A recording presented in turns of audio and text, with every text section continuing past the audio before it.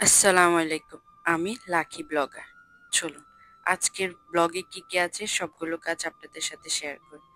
আজকে কিন্তু দুটো কাজ একসাথে করব। তার জন্য আমি সকালে নাস্তা করব, তারপর রেডি করব, তারপর রান্না বসিয়ে দেব। তো চলুন প্রথমে আমি মাংসগুলো পরিষ্কার করে নিচ্ছি এখানে।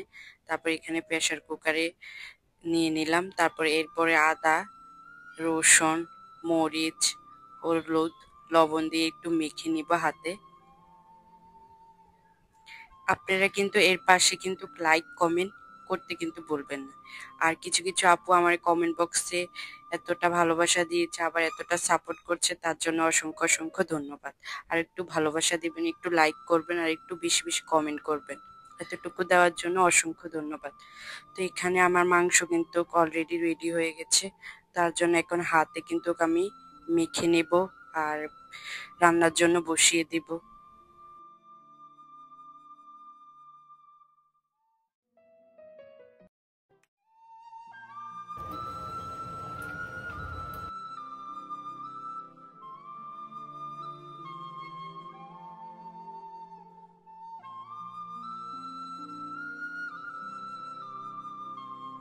তারপর মাংসতে আমি কিছু বড় বড় করে কেটে নিয়েছি পেঁয়াজ, তাও দিয়ে দিচ্ছি মাংসর সাথে উপর দিয়ে। তারপর ঢাকনা দিয়ে দিব।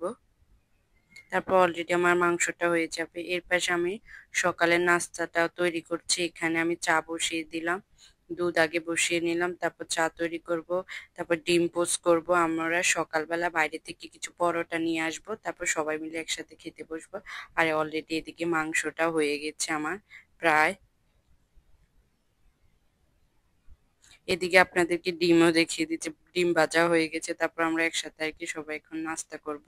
তো আমার ভিডিওতে লাইক দিতে কিন্তু বলবেন না, কমেন্ট করবেন বেশি বেশি করে।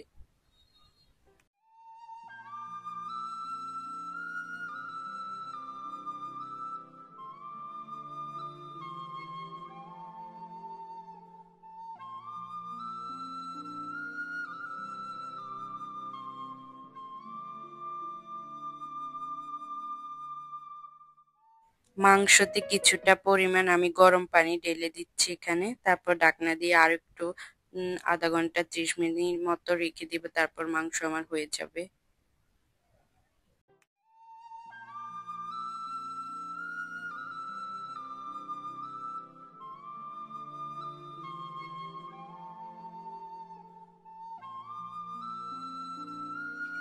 এখানে অলরেডি সবাই বসে গেছে নাস্তা করার জন্য। নাস্তা করে দুপুরের খাবার খেয়ে আমরা দুইজনে মিলে একটু হাঁটতে বেরোলাম। তো এখানে আমরা ছাদে চলে আসলাম, ছাদের ওয়েদারটা দেখালাম প্রচুর।